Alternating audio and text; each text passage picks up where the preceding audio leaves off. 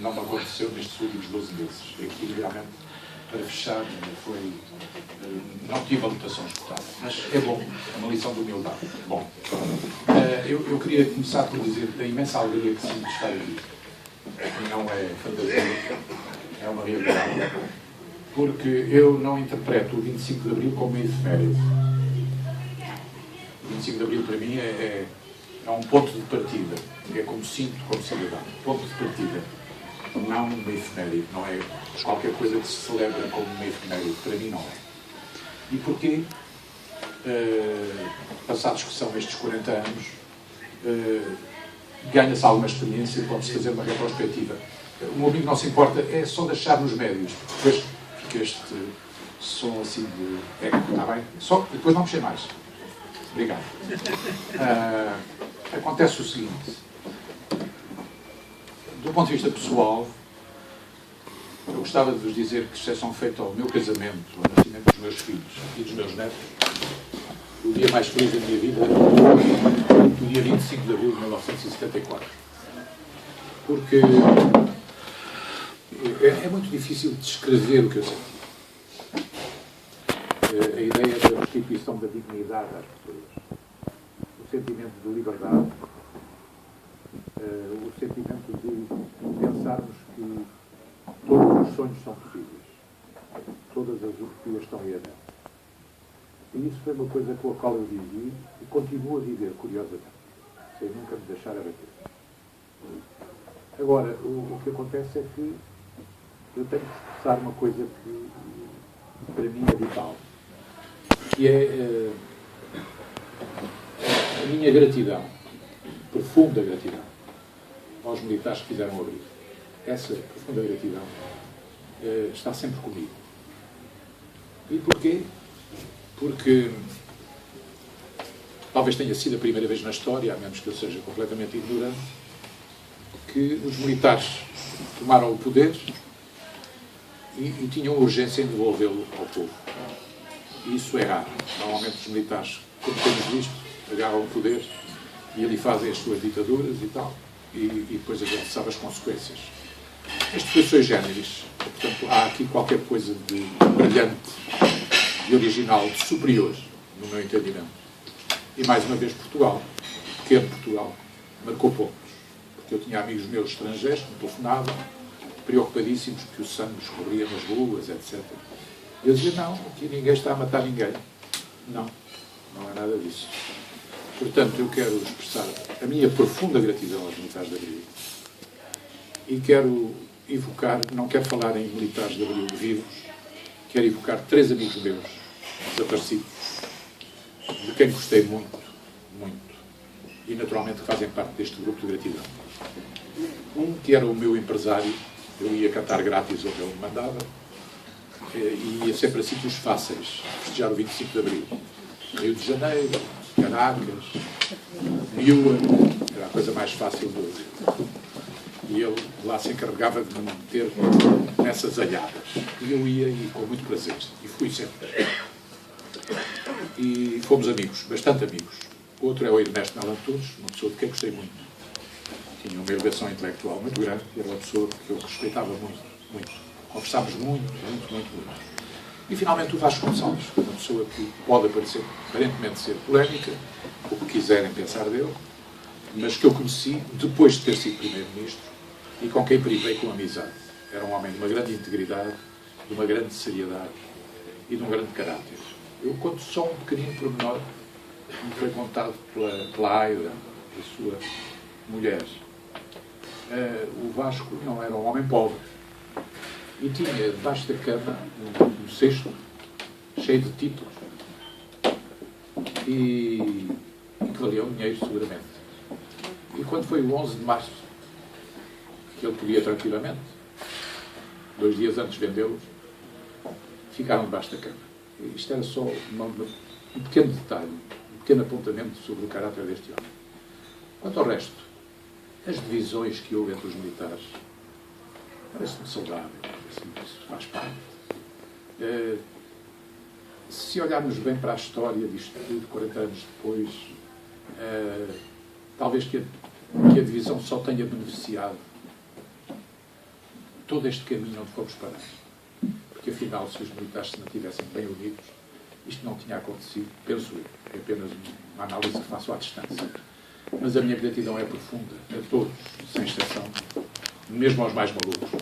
Mesmo aos mais malucos. Aos que dizem grandes disparates de vez em quando, mas a gratidão é igual. E também acrescentar que, como a história nos ensina, normalmente essas pessoas, enquanto vivem, não são bem tratadas. Não são respeitadas por aquilo que deram de generosidade e do melhor de si.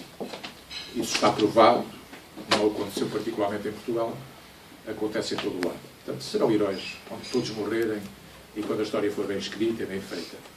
Porque este desapego é uma coisa absolutamente exemplar. Isto é o ponto de vista de um cidadão que acontece que é artista, que canta o fado.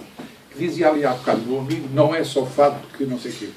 Não, é fado, só fado, porque o fado é património da humanidade, não é uma coisa menor. E, portanto, vejam o trabalho também que está em aberto. Isto é um bocado como o 25 de Abril.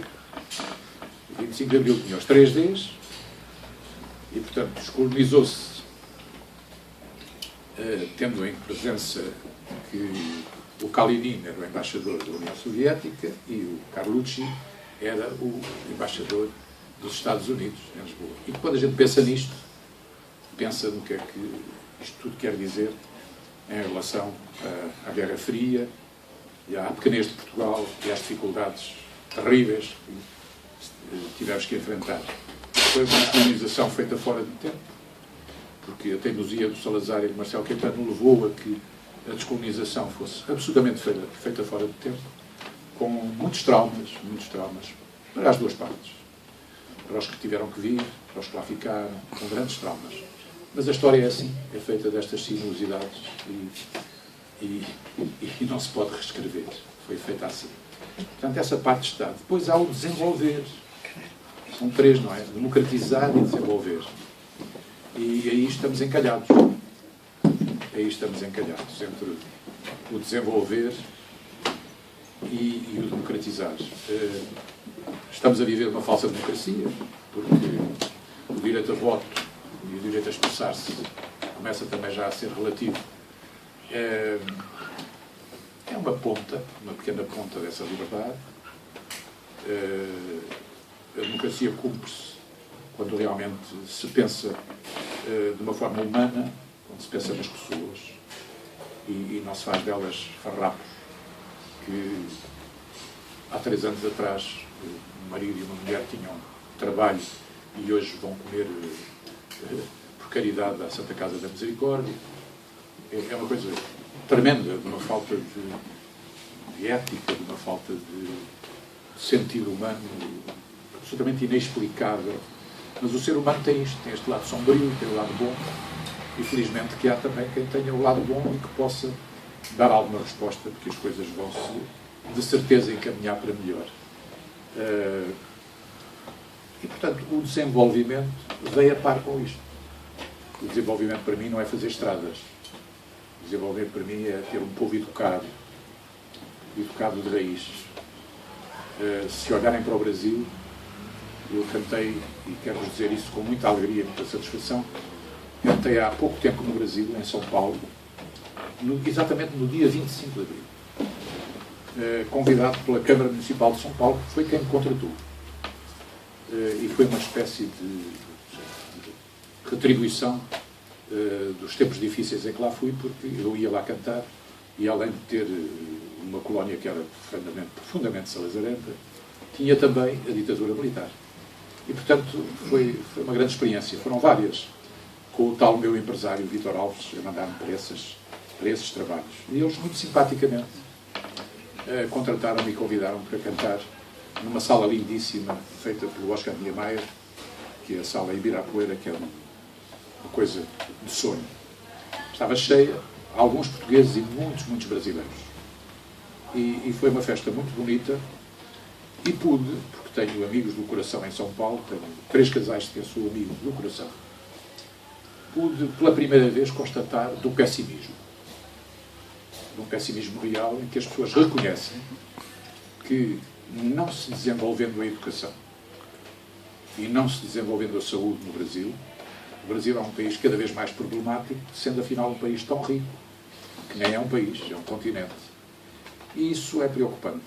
Isso depois daí chegarmos à violência urbana e tudo o que nós sabemos, é um caminho simples de decifrar.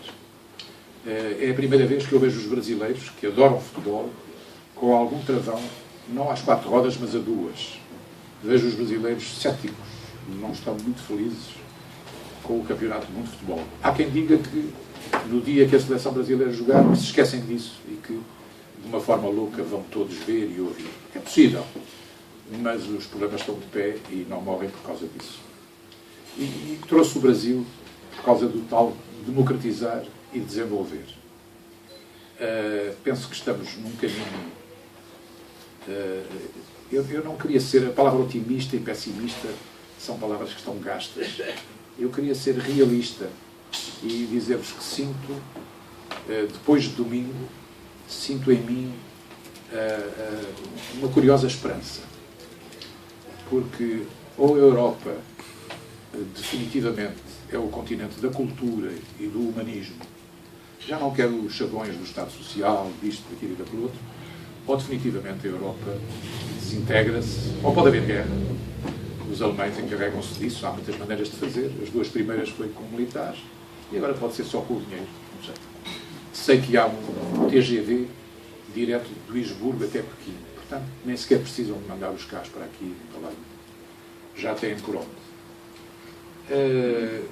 Sinto que há qualquer coisa que vai ter que mudar. Há qualquer coisa que vai ter que mudar.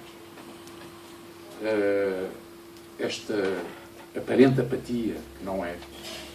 Vocês sabem que um artista tem uma situação muito privilegiada para ouvir as pessoas. Eles falam connosco quase como se fôssemos um padre. E contam-nos das suas vidas, das suas angústias. O tempo que eu gastei a pedir a pessoas para irem votar e não consigo convencê-las do grande desencanto que sentem. Portanto, eu acho que alguma coisa vai ter que mudar, mas é em toda a Europa. Toda ela.